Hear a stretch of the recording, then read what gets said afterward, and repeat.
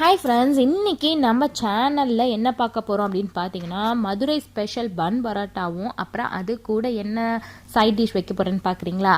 கீழக்கரை ஸ்பெஷலில் கொத்துக்கறியும் பண்ணலான்னு இருக்கிறேன். எப்படி பண்ணலாம், என்னென்ன தேவை அப்படிங்கிறத பார்க்கலாம். ஃபர்ஸ்ட் வந்து நம்ம பரோட்டாக்கு மாவு பிசைஞ்சு எடுத்துக்கலாம். இதுக்கு 3 கப் அளவுக்கு மைதா மாவும் 1 ஸ்பூன் அளவுக்கு உப்பும் 2 ஸ்பூன் அளவுக்கு சீனியும் சேர்த்து நல்லா மிக்ஸ் பண்ணிக்க போகிறேன். இது கூடவே ஒரு முட்டையை வந்து நல்லா அடித்து கலந்துக்கோங்க. கலந்துட்டு அதையும் இது கூட சேர்த்து நல்லா பிசைஞ்சு எடுத்துக்கோங்க. இது வந்து நல்லா மிக்ஸ் பண்ணிக்கோங்க. அப்புறம் வந்து மிக்ஸ் பண்ணதுக்கப்புறமா நம்ம தேவையான அளவு தண்ணி சேர்த்துக்கலாம். பால் வேணும் அப்படிங்கிறவங்க வந்து பால் கொஞ்சம் ஆட் பண்ணி நீங்கள் மிக்ஸ் பண்ணிக்கலாம். ஆனால் நான் இன்றைக்கி பால்லாம் ஆட் பண்ணலை, தண்ணி தான் கொஞ்சம் கொஞ்சமாக போட்டு ஆட் பண்ணிக்கலாம். ஒரேடியாக ஒரே டைமில் ஆட் பண்ணிடாதீங்க, கொஞ்சம் கொஞ்சமாக ஆட் பண்ணிக்கோங்க.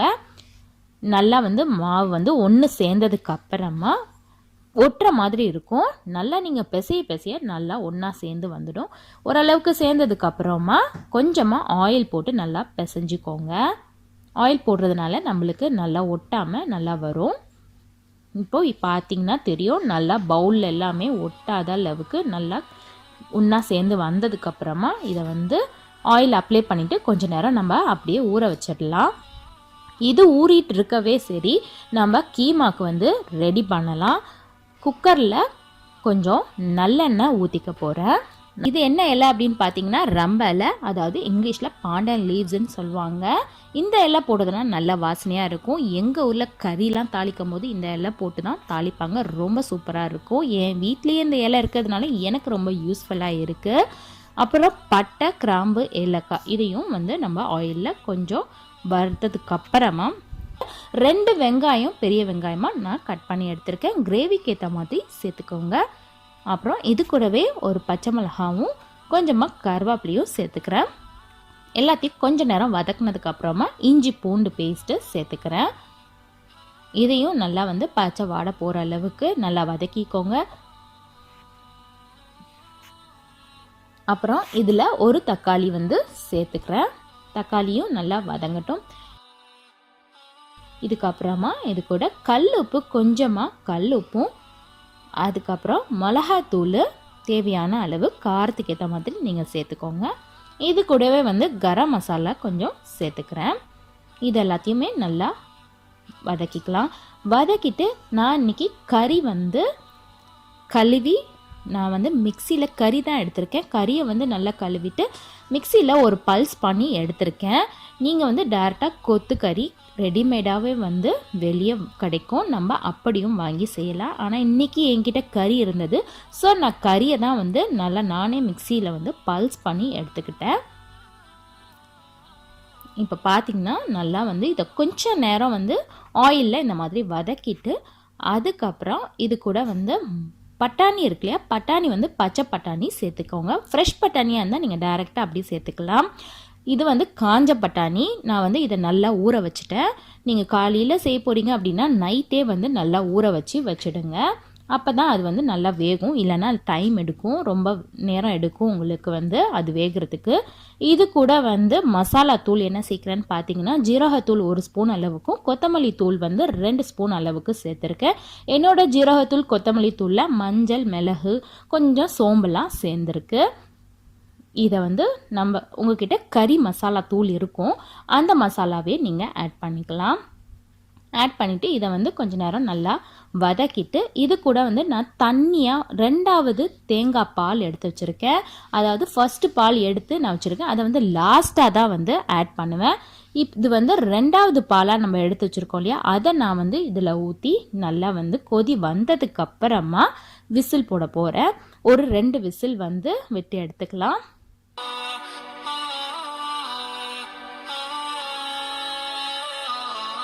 அது வெந்துட்டு இருக்கவே சரி, நம்ம வந்து மாவை வந்து நல்லா பிசைஞ்சிக்கலாம்.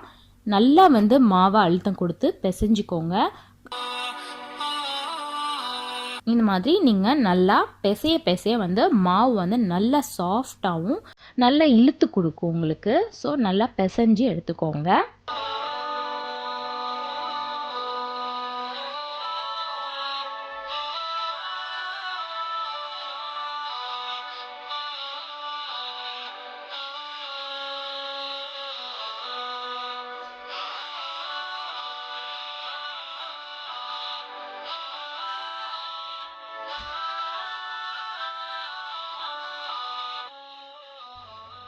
இதை வந்து இந்த மாதிரி பால்ஸ் எடுத்து தனியாக எடுத்து வச்சுக்கலாம்.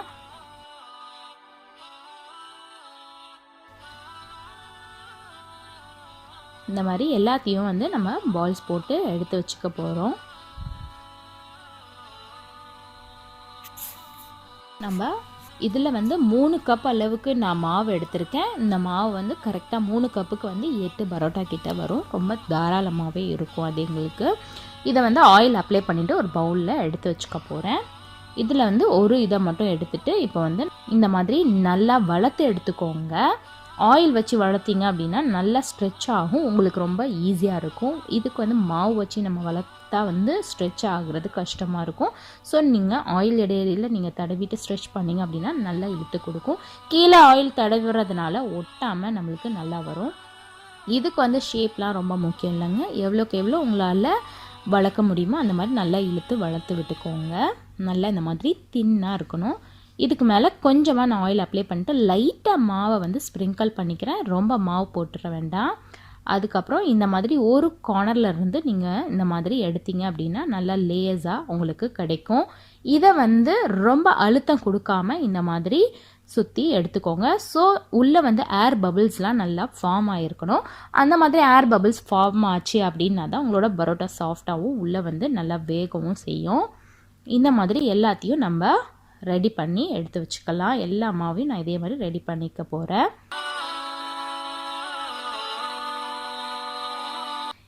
இப்போ பார்த்தீங்கன்னா கீமா வந்து நல்லா 2 விசில் 3 விசில் விட்டுருப்பேன். விட்டுட்டு நல்லா அது வெந்துடுச்சு. இந்த ஸ்டேஜில் வந்து நான் குக்கரை ஓப்பன் பண்ணிவிட்டேன். ஏரெல்லாம் ரிலீஸ் பண்ணதுக்கப்புறமா இப்போ வந்து லைட்டாக சூடு பண்ணிவிட்டு இது கூட வந்து நம்ம திக்கான தேங்காய் பால் எடுத்து வச்சுருந்தோம் இல்லையா, அதை வந்து இதில் சேர்த்துட்டு கொஞ்சமாக மல்லி இலையும் தூவிட்டு ஒரு கொதி வர்ற ஸ்டேஜில் இப்போது லைட்டாக கொதிக்குது பாருங்கள். இதில் வந்து கொஞ்சம் நேரம் சிம்மில் போட்டு நம்ம எடுத்துக்கலாம்.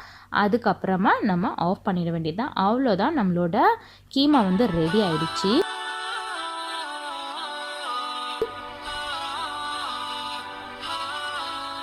இப்போ வந்து மாவு இதெல்லாமே நான் சுற்றி எடுத்துக்கிட்டேன். இப்போது ஒவ்வொன்றா தட்டி எடுத்துக்கலாம். இது பன் பரோட்டா அப்படிங்கிறதுனால இந்த ஸ்டேஜில் வந்து நான் வளர்க்காமல் இந்த மாதிரி தட்டி தான் எடுத்துக்க போகிறேன். ரொம்ப அழுத்தம் கொடுக்காம ஓரளவுக்கு இந்த மாதிரி தட்டி எடுத்துக்கோங்க. இந்த மாதிரி எல்லாத்தையுமே நம்ம தட்டி எடுத்துக்கலாம். இது பன் பரோட்டா அப்படிங்கிறதுனால நான் வந்து சின்ன சின்னதாக இந்த மாதிரி தட்டி எடுத்துக்க போகிறேன். அப்போ தான் அதோட லேயர்ஸ்லாம் வந்து நல்லா அழகாக உங்களுக்கு தெரியும். பரோட்டா மாதிரி நீங்கள் வளர்க்கணும் அப்படின்னா நல்லா வந்து அதை இழுத்து ஓரளவுக்கு நீங்கள் ஸ்ட்ரெச் பண்ணி வளர்த்துக்கலாம். ஆனால் இன்றைக்கி நம்ம வந்து பன் பரோட்டா செய்கிறதுனால சின்ன சின்னதாக இந்த மாதிரி தான் போட போகிறோம்.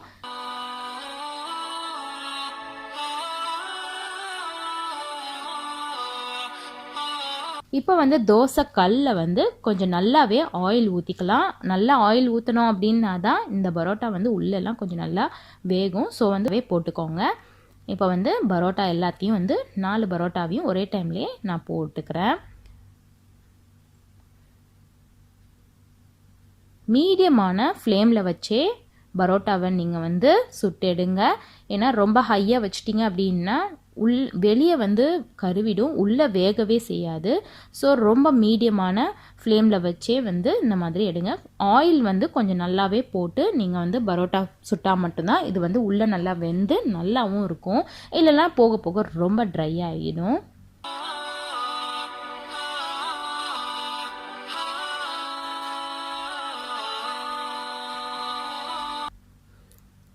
இப்போ வந்து நம்மளோட பரோட்டா வந்து சூப்பராக ரெடி ஆயிடுச்சு. இதை வந்து நம்ம நல்லா இப்போது தட்டி எடுத்துக்கலாம். நம்ம இந்த மாதிரி தட்டி எடுக்கிறதுனால தான் நல்லா வந்து அந்த லேயர்ஸ்லாம் பிரிஞ்சு வரும், நல்லாவும் வரும். உங்களோட பரோட்டா கொஞ்சம் நேரம் கழித்தாலும் சாஃப்டாகவும் இருக்கும். ஸோ இந்த மாதிரி நம்ம பரோட்டாவை அடிச்சுக்கலாம். இப்போ இதெல்லாமே வந்து ஹாட் பேக்கில் நான் வந்து பேக் பண்ண போகிறேன். நான் ஏன் ஹாட் பேக்கில் பேக் பண்ணுறேன் அப்படின்னு பார்த்தீங்கன்னா, நாங்கள் இன்றைக்கி பீச்சுக்கு போயிட்டுருக்கோம். ஸோ அங்கே போய் வந்து சாப்பிடலாம் அப்படிங்கிறதுக்காக தான் எல்லாத்தையும் பேக் பண்ணியாச்சு. பரோட்டாலாம் சூப்பராக ரெடி ஆகிடுச்சு.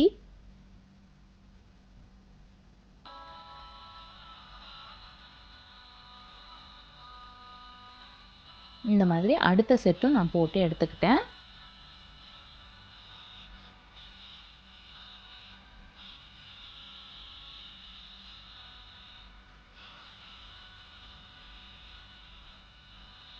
இப்போது கீமா பார்த்திங்கன்னா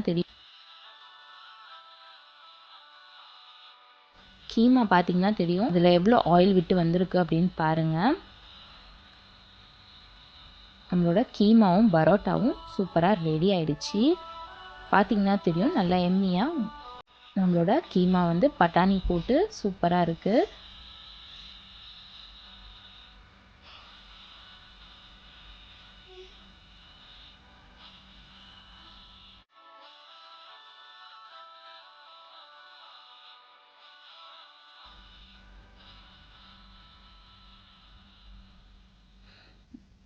இப்போ வந்து நம்மளோட பரோட்டாவும் கீமாவும் சூப்பராக ரெடியாக இருக்குது. நாங்கள் இதை வந்து பீச்சில் போய் சாப்பிட்டு என்ஜாய் பண்ணோம்.